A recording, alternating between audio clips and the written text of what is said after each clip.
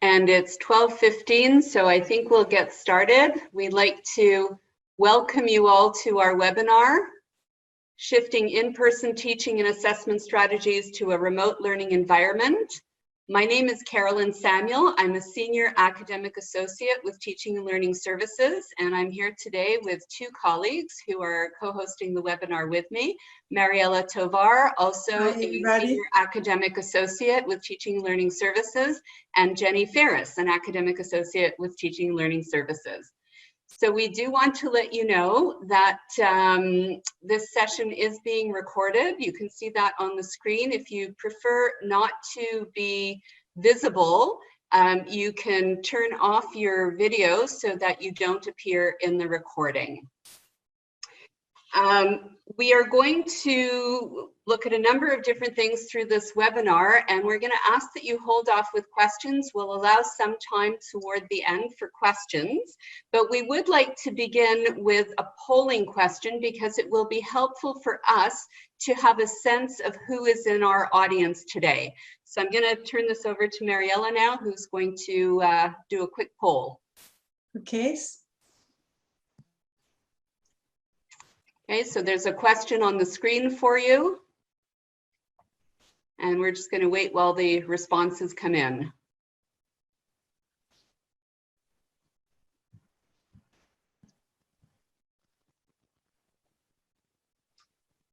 Okay, we've got 21 of 31 responses still coming in.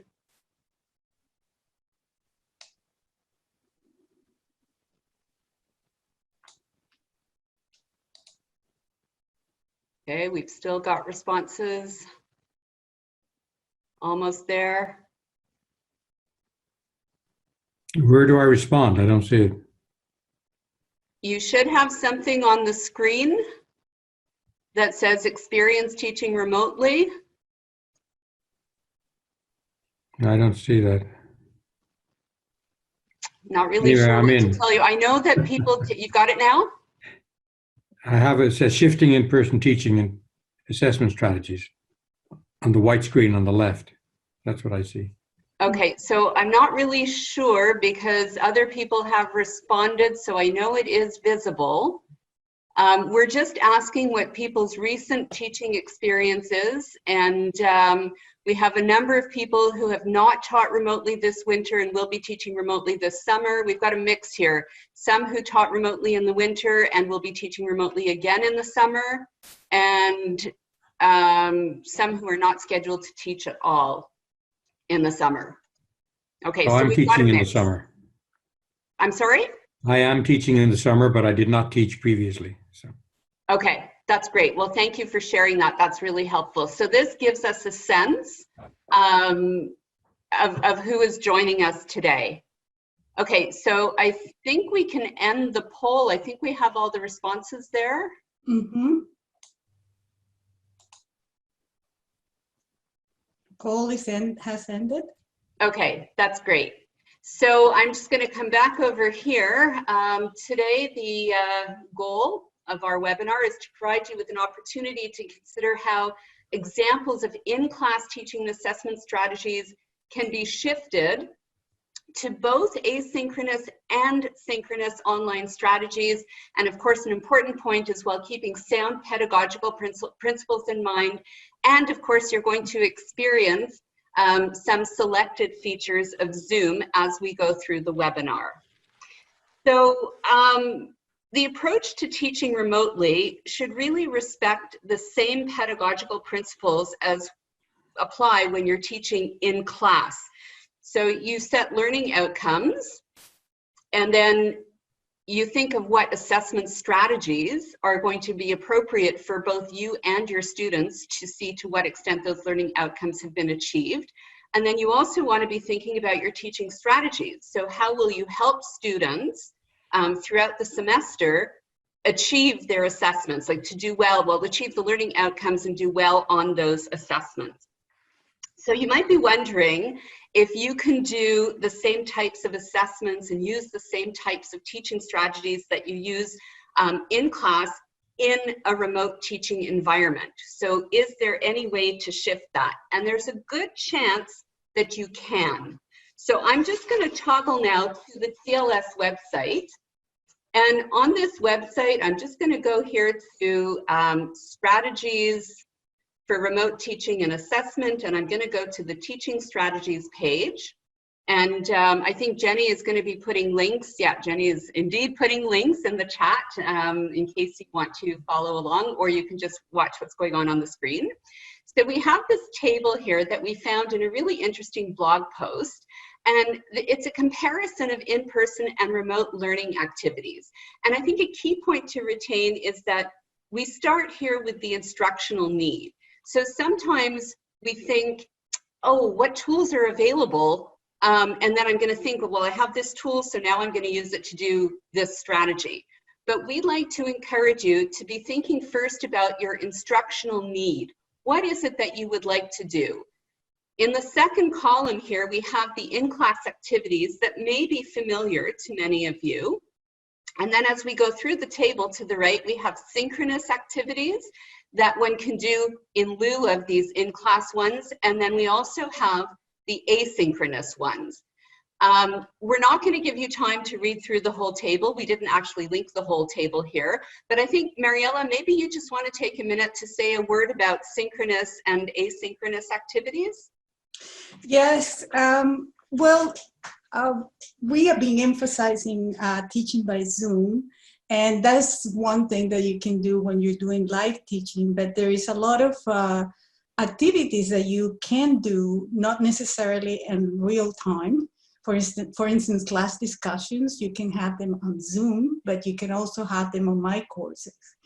And given the reality sometimes of different time zones and things like that, it's good to keep in mind that some of your activities will not be in real time. Absolutely. And there are some very good reasons for thinking about doing asynchronous activities. For example, time zones, right? So we have students at the moment who are in different time zones, and if you do asynchronous activities, you allow those students the opportunity to participate. There's also the matter of bandwidth. So doing things live takes up more bandwidth, and you might have students in your classes who are in environments where they have limited access to the internet or unstable internet access. And then there's also the issue of concentration these days. So in a crisis situation, it can be difficult for everyone, not just our students, to concentrate. So it can be helpful to do things asynchronously where your students have time to engage with the activities at a time when they can really concentrate and pay attention to what they're doing. And they can also revisit content then. So those are just a couple of things to think about. So TLS has decided to build on this table. And we wanted to show you which tools, like how you can do the activities with tools that are McGill supported, tools that are available to you. So I'm now going to scroll down the site and go to this link, Tools for Remote Teaching and Assessment. And I'm going to go to the Tools References table right here, Learn More. And here we have access to two tables. So I'm going to click on General Teaching Tools right here. And we see again a slightly different kind of table. Again, we have instructional purpose in the first column because it's always important to think about why we're doing the things that we're doing. We've added this column, tools. So there are different tools that are available to help you achieve your instructional purpose. We've got a column for description, and then we've got some tips that might help you as well with the implementation.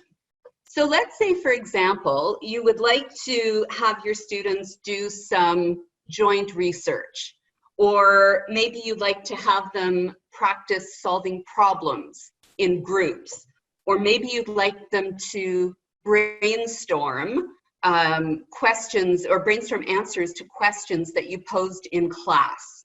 So I'm just going to scroll down this table to where we get to set up group work or small group discussions, because the three examples that I mentioned all involve group work. So group work can be done asynchronously in my courses, and it can be done synchronously in Zoom. And I'm going to turn it over now to Mariella, because Mariella is going to help us experience breakout rooms in Zoom since we are synchronously at the moment. So Mariella, over to you. Yes, if you can advance the slide, Carolyn, so we know what the activity is. Absolutely. Thank you. I will just get to that. There we go.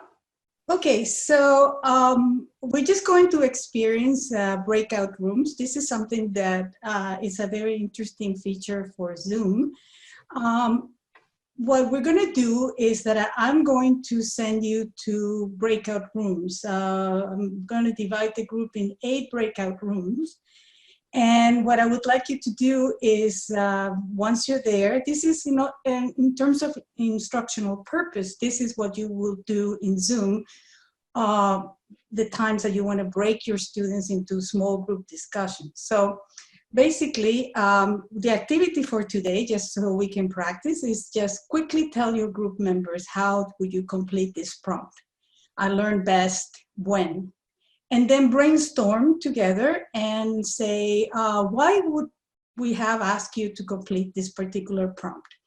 So I'm going to create the rooms, and I'm going to give you, so we're going to, I'm going to give you 3 minutes in your breakout rooms, and I will be telling you, you will see a countdown and you will see when you come back to the main room. Once you're in the breakout room, I can communicate with you and can broadcast some things, but now let's go to open the rooms. You'll receive an invitation.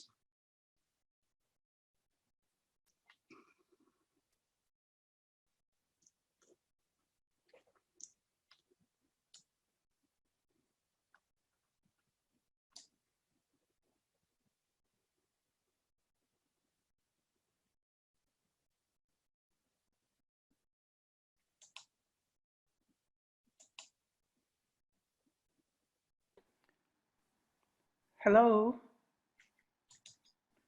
Hello? Hi.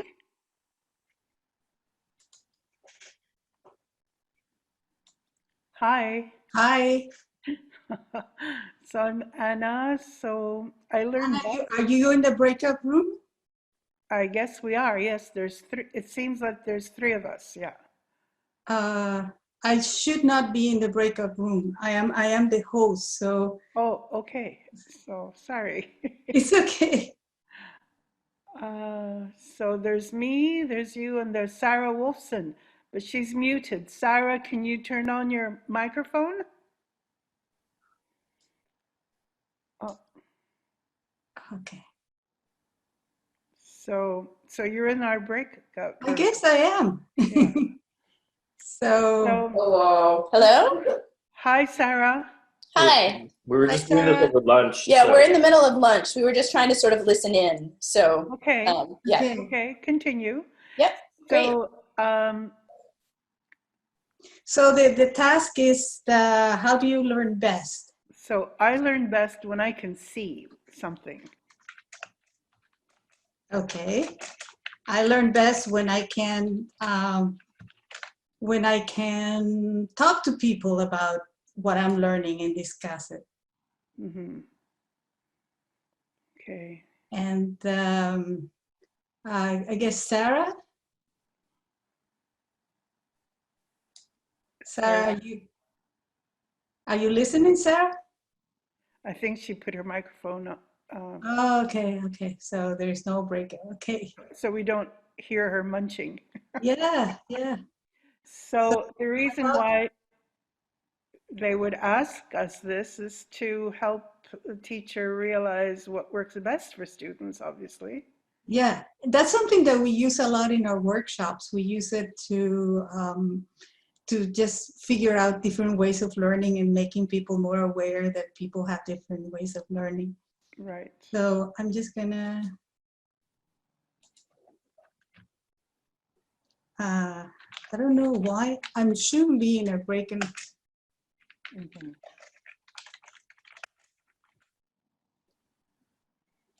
So there's 3 minutes of this.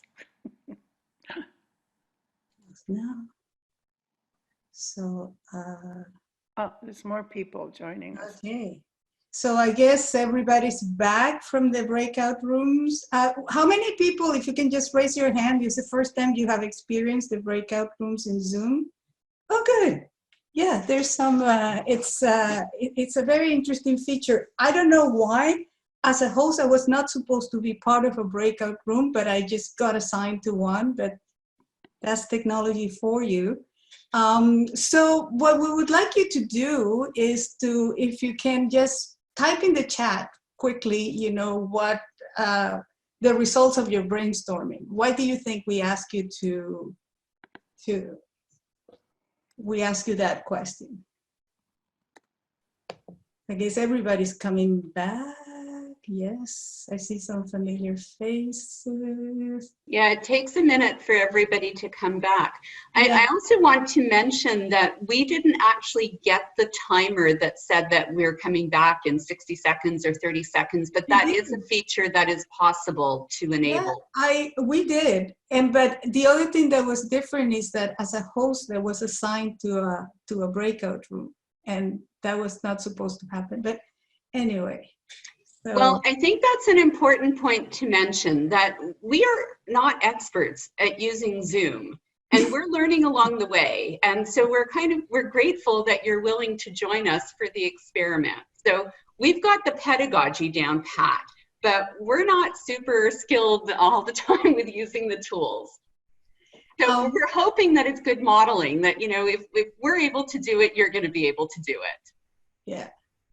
Wait, Carolyn, you're not really in a beautiful empty classroom. You're probably in your bedroom, but you've got a background. I just noticed. And you will never know.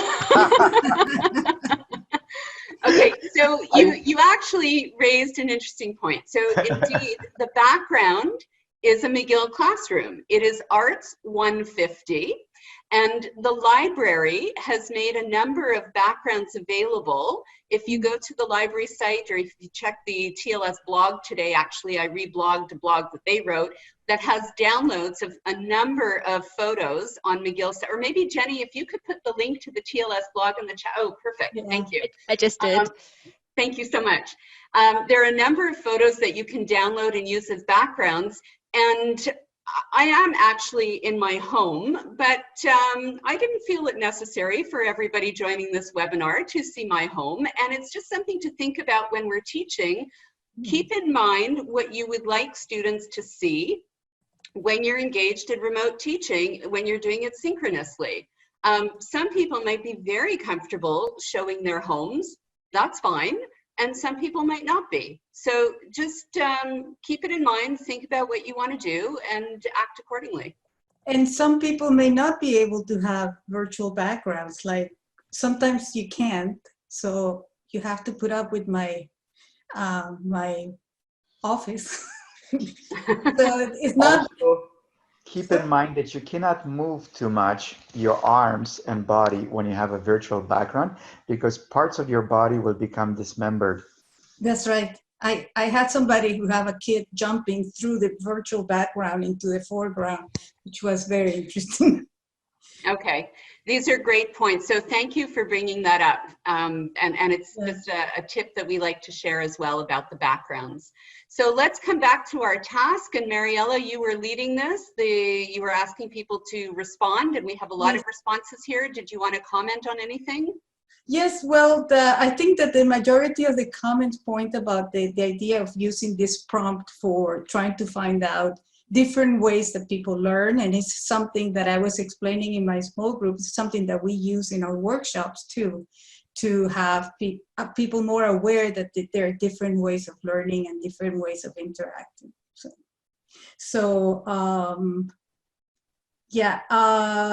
Yes, there was a comment from Rosalie about a good idea to appoint a member of the breakout room to be the leader.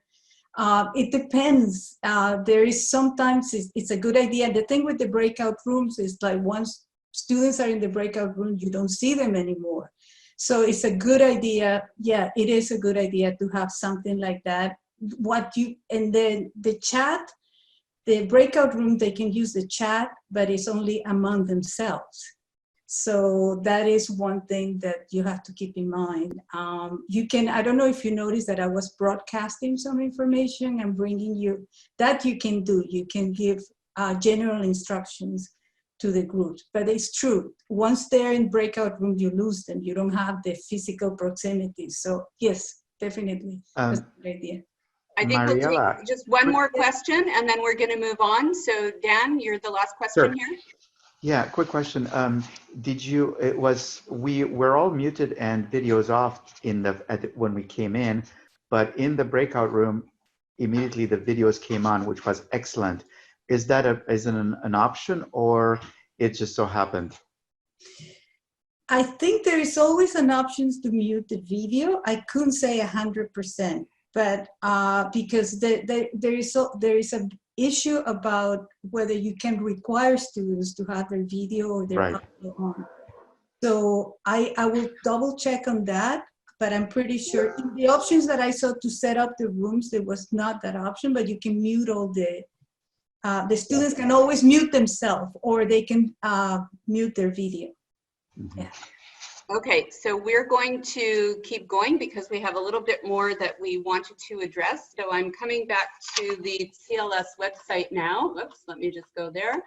So wanted to point out as well, as I said earlier, we did this synchronously in the Zoom breakout rooms, but there are options here in my courses if you want your students to engage in sustained group activities, for example, over a few days, a week, over the semester. You can assign students to groups in my courses, and you can have them do any kind of group activity in the asynchronous environment as well. And we did mention before concerns about bandwidth and so on.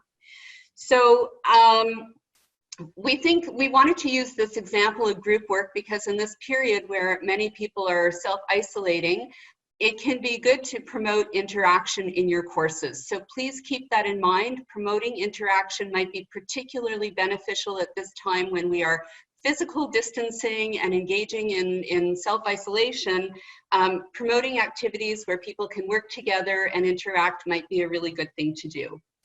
I'm going to go now to a different table. So I'm going back to the tools, references, tables, and now I'm going to the assessment tools table, and you will see again that we start with instructional purpose. So coming back to that idea of keeping sound pedagogical principles in mind, we always think about the instructional purpose, and then we think about how we can do this.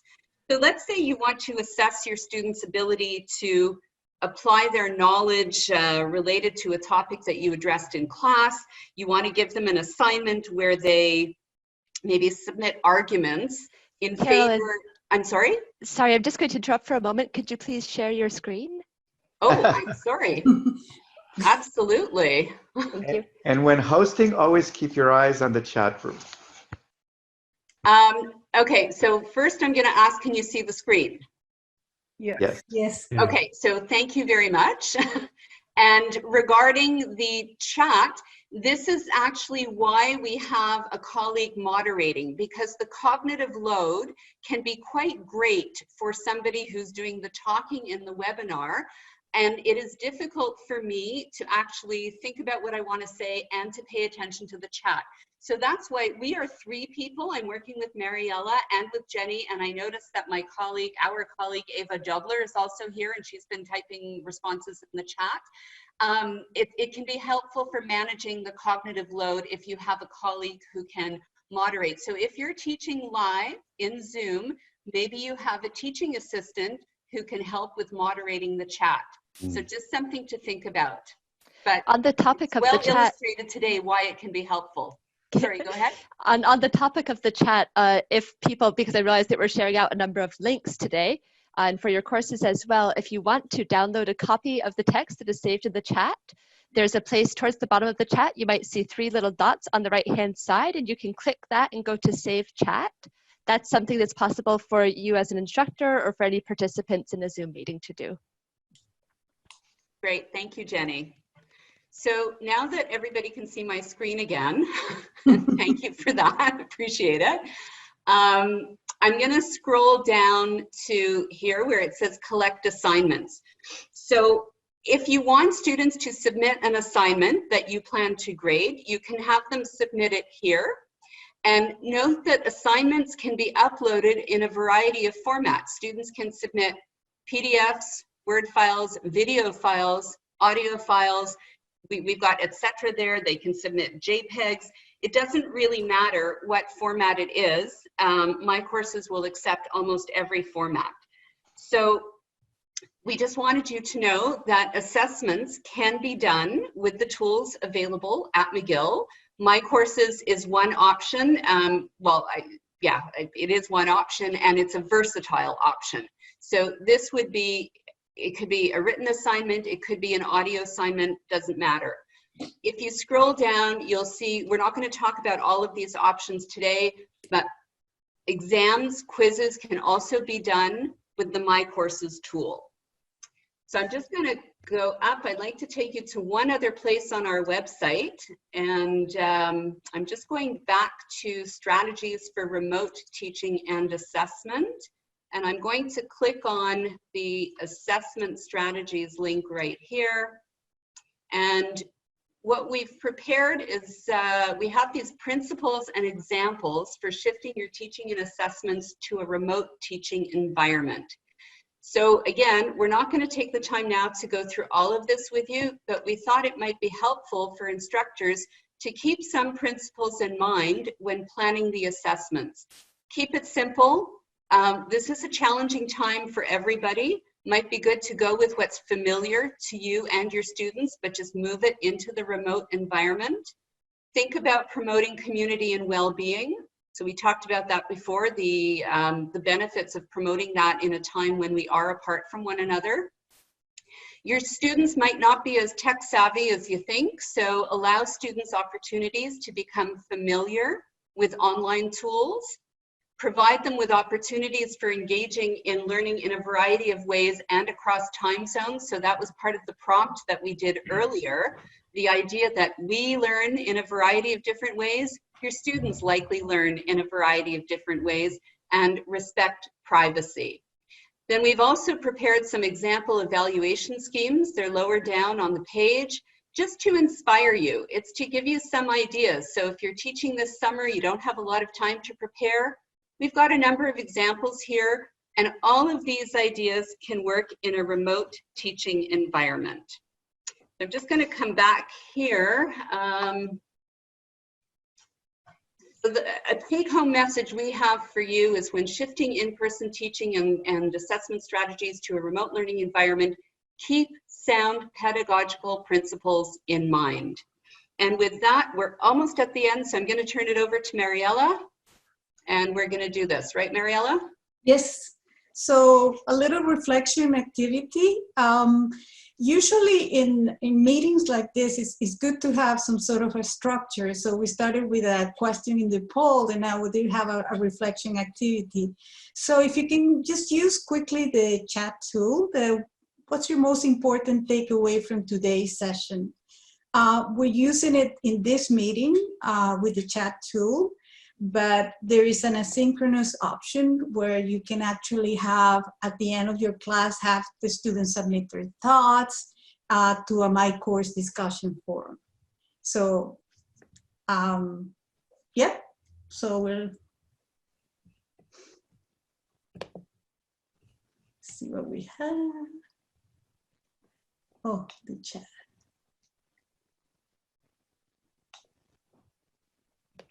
So we've got some nice responses coming in. Okay. So this is good feedback for us as well. Yes, absolutely.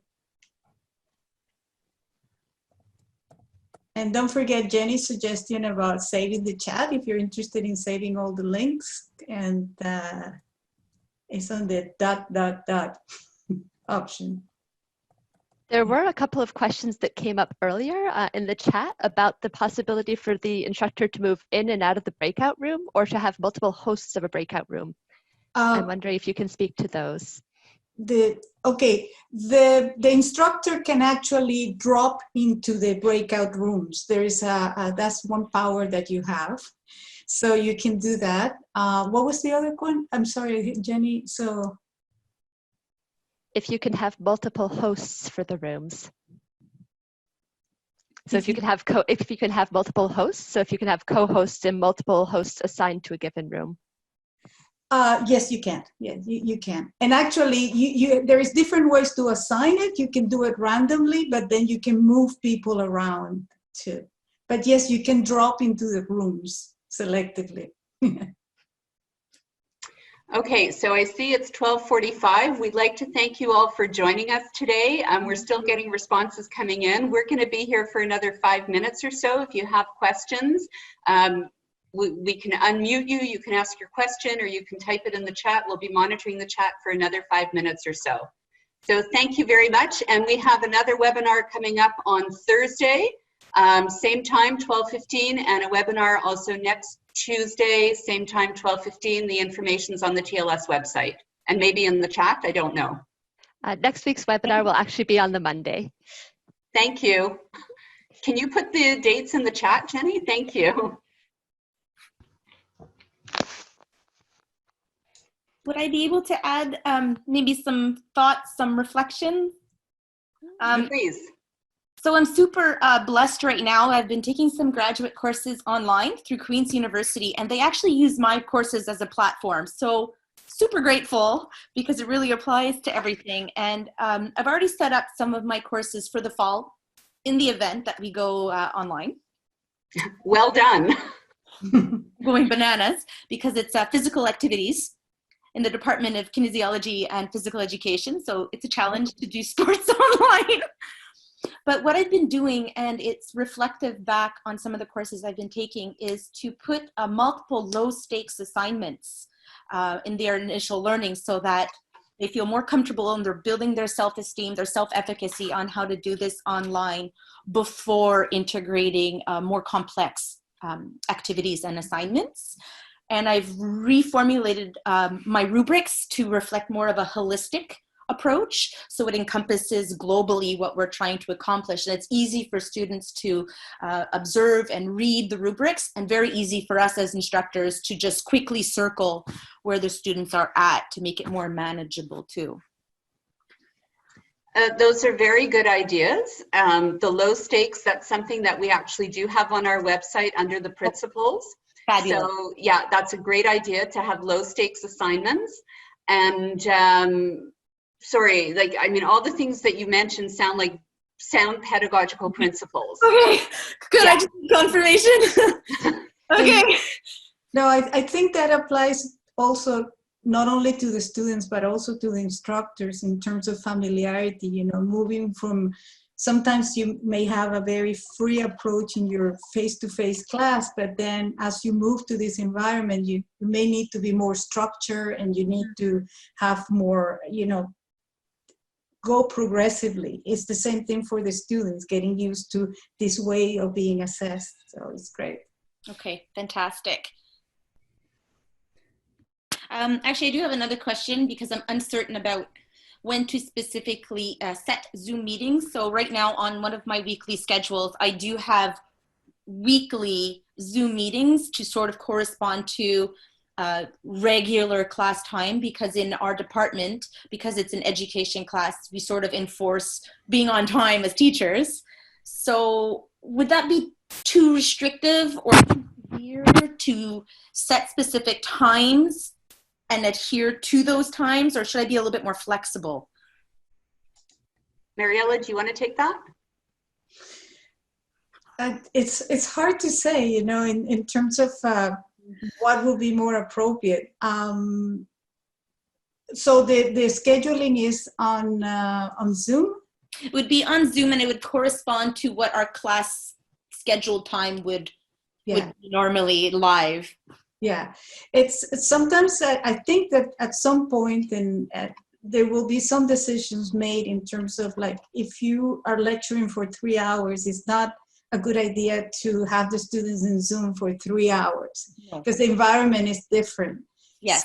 So they may be breaking down those meetings into smaller chunks or scheduling activities that are not synchronous. So yes, I wouldn't be holding 2-hour lectures on Zoom. No. For my own sanity. No, and it's a lot more demanding for people too. Yeah, it is. So yeah. Well, thank you Jessica. very much. Okay, it's 12:50. Oh, we have a hand up, Joanne. Just a very quick question. I'm also in kinesiology and physical education. The question that I have is I'm wondering attendance on Zoom. How do you keep or make sure? I've been doing on another platform on VIA, and people sign in. They don't put their video or their audio, and they're not there, but they're signed in. Like, is there a way, is there something that I can understand on how to do it, or taking attendance? Not that all our courses are with attendance, but I need to know that they're there, or I don't know. Is there something? So the answer, sorry, Mariella, did you want to respond? I just wanted to say that there's other ways to check that people are in, like they can raise their hands, they can say yes. There is in participants button, you have some options that you can ask your students to respond. So that's one way to their check. Reaction. Yeah, their reaction. Yeah. It's, as I said, I think it's very important that the student have the choice to mute themselves or not show their screens. That's Yeah, exactly. I don't mind that, but I find that they do this, which is fine, but by the end, when I close my meeting, I realize that nobody is there because nobody exited. They just, they're not there physically, only their screen is open and they've gone to do something else.